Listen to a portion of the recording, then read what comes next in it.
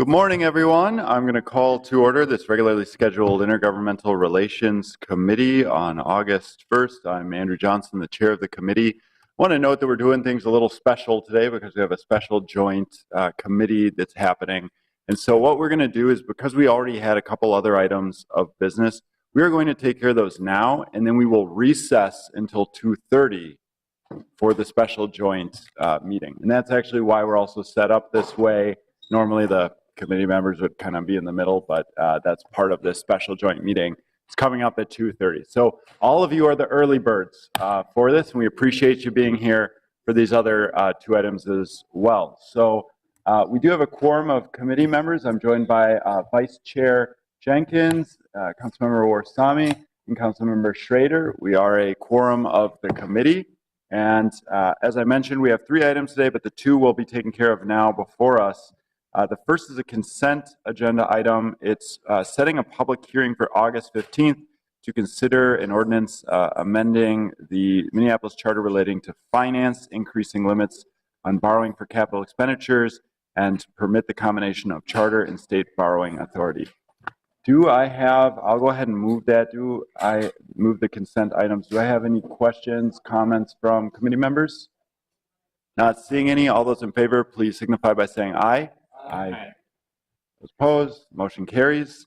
Moving on, we have a discussion item related to the liquor area spacing restrictions charter amendment. This would be a passage of a resolution adopting the title and ballot language pertaining to a proposed amendment to the Minneapolis City Charter relating to the area and spacing restrictions pertaining to the sale of liquor, to be submitted to the voters of Minneapolis during the gubernatorial general election on November 6th. Do I have any discussion from committee members on this item? Clerk, can you remind me, do we have two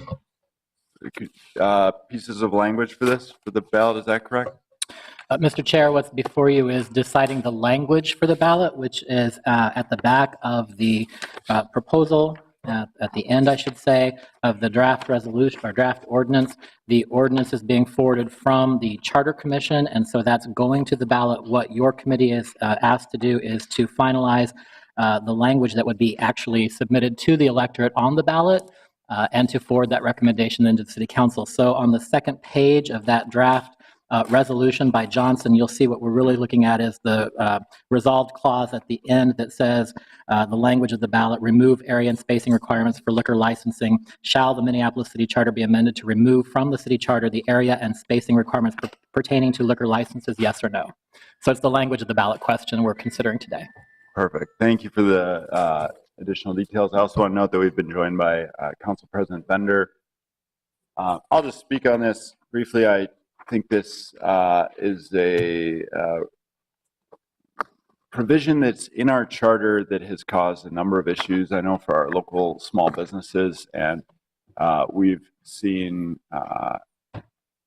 instances where it's literally impossible. 1,000 years could go by before they're able to meet the requirements of 7 contiguous acres of commercial zoning in order to sell, for instance, cocktails or to brew beer, and it's been something we've actually gone to the legislature to get one-time exemptions for businesses depending on their unique situations and cases. And this just really feels like a responsive thing to put on the ballot, responding to the concerns of a number of our small businesses and trying to strike a better balance. So I appreciate this coming forward and all the work that's been done by the business community and Charter Commission on this.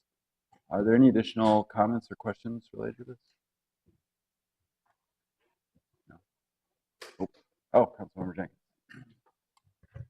Thank you, Mr. Chair. I'm curious, does this proposed charter change impact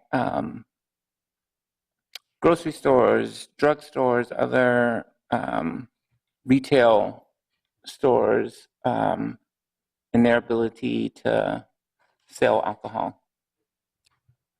Turn to our city attorney.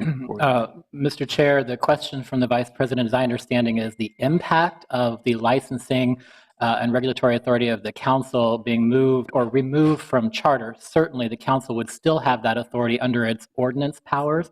So under legislative authority with respect to zoning, licensing, and regulatory functions, the council would still have the ability to make those decisions separate from having it be codified in the city charter.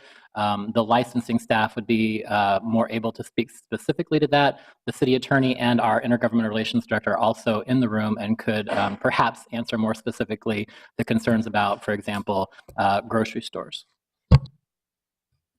That helpful. Would you like additional Is there clarification from staff? Either is there any staff here Jean to or- address that?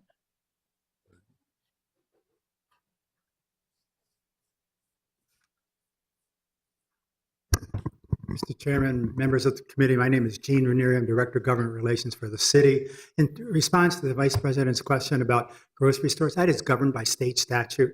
And if a grocery store wanted to have a liquor store, there'd have to be a separate entrance and it would have to be approved by through the zoning and city council. This would not affect that. So that would not affect, this change would not affect.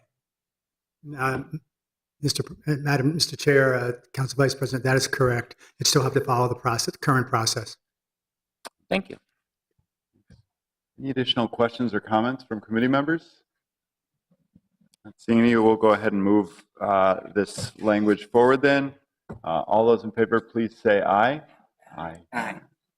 Those opposed? Motion carries. With that, our third item is related to the police department charter amendment. As I mentioned, that we'll be conducting a special joint meeting for that. And to do that, we will recess until 2:30. So we're going to go ahead and recess us until 2:30. Mr. Clerk? Mr. Chair, while we're in recess, for those who are here for the separate discussion around the third item on this agenda, that is the joint meeting, certainly if they're interested in speaking, they can register during this recess. The registration table is outside in the hallway. If they have materials to submit, we could be doing that during the recess. For those who are here and want to speak and haven't registered, they can be taking care of that now. Great. Thank you for that reminder. We are recessed until 2:30. Thank you.